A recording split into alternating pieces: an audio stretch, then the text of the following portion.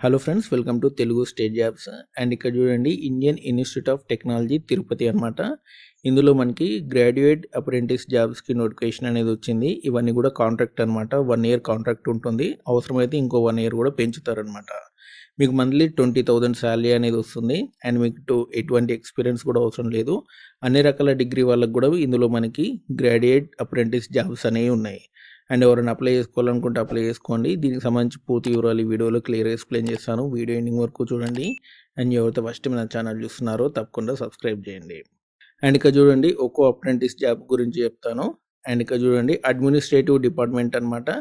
Any degree apply చేసుకోవచ్చు. 3 vacancy అనేవి ఉన్నాయి. అండ్ ఓపెన్లో 2, EWS 1. And centre of excellence అనమాట.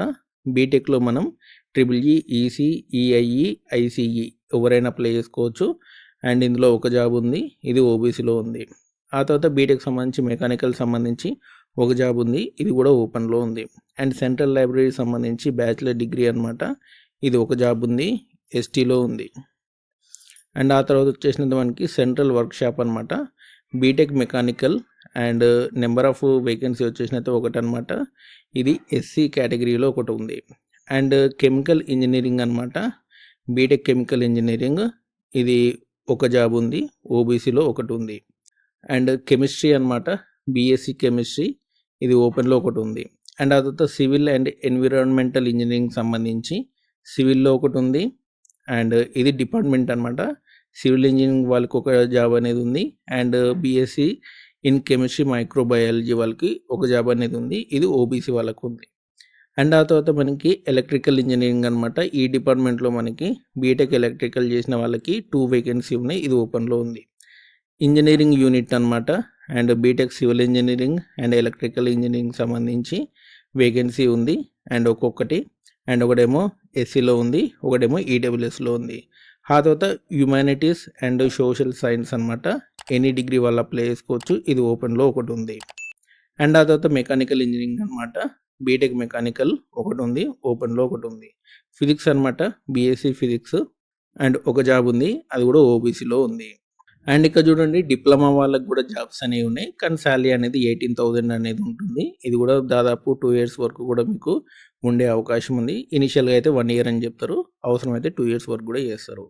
అండ్ ఫస్ట్ వచ్చేసినైతే మనకి సివిల్ ఇంజనీరింగ్ వాళ్ళకి ఒక జాబ్ ఉంది, అది కూడా ఓపెన్లో ఉంది. కంప్యూటర్ సైన్స్ వాళ్ళకి ఒక జాబ్ ఉంది, అది కూడా ఓపెన్లో ఉంది. అండ్ కంప్యూటర్ సెంటర్లో కంప్యూటర్ సైన్స్ వాళ్ళకి 2 జాబ్లు ఉన్నాయి, అవి కూడా ఓబీసీ వాళ్ళకు ఉన్నాయి. ఆ తర్వాత మ్యాథమెటిక్స్ అండ్ స్టాటిస్టిక్స్ సంబంధించి కంప్యూటర్ సైన్స్ వాళ్ళకు ఉంది, ఒక జాబ్ ఉంది, ఇది కూడా ఓపెన్లో ఉంది. ఆ తర్వాత 10+ అండ్ డిగ్రీలో ఫిజికల్ ఎడ్యుకేషన్ అనేది చేసి ఉండాలి, అది కూడా ఓపెన్లో ఒకటి ఉంది. ఆ తర్వాత జేఎన్ఎం సంబంధించి క్వాలిఫికేషన్ అనేది ఉండాలి, ఇది కూడా ఒకటి ఉంది, ఎస్సీ వాళ్ళకు ఒకటి ఉంది. టోటల్గా 7 ఉన్నాయన్నమాట. సో ఈ పైన డిగ్రీ అన్నీ కలిపి మనకి 19 పోస్టులు ఉన్నాయి. కింద వచ్చేసి మనకి 7 పోస్టులు ఉన్నాయి. టోటల్గా 26 పోస్టులు ఉన్నాయన్నమాట. అండ్ ఈ సర్టిఫికేట్ అనేది ఇస్తారు, అప్రెంటిస్ సర్టిఫికేట్ అనేది ఇస్తారు. ఇది మీకు ప్రైవేట్ సెక్టార్లో అండ్ ఫ్యూచర్లో సెంట్రల్ గవర్నమెంట్ జాబ్స్లో ఉపయోగపడుతుంది అనమాట. కాబట్టి అందరూ కూడా జాయిన్ అవ్వండి. అండ్ ఎవరైనా ఇంట్రెస్టింగ్ క్యాండిడేట్లు ఉంటే అప్లై చేసుకోండి. ఇక్కడ చూడండి, మీ డిగ్రీ కానివ్వండి, డిప్లొమా కానివ్వండి, 2020 నుంచి 2025 మధ్యలో మీరు పాస్ అవుట్ అయ్యి ఉండాలన్నమాట, గుర్తుపెట్టుకోండి. దీనికి సంబంధించినటువంటి లాస్ట్ డేట్ వచ్చేసి మనకి 28 ఫిబ్రవరి వరకు మీరు అప్లై చేసుకోవచ్చు. అండ్ మీకు 18 years అనేది కంప్లీట్ అయ్యి ఉండాలన్నమాట. అప్పర్ ఏజ్ లిమిట్ అనేది లేదు. 18 నుంచి మీకు ఎంత ఏజ్ ఉన్నా సరే దీనికి అప్లై చేసుకోవచ్చు. దీన్ని ఇంటర్వ్యూ, రిటన్ టెస్ట్ ద్వారా మిమ్మల్ని సెలెక్ట్ చేయడం అనేది జరుగుతుందన్నమాట. ఓకే.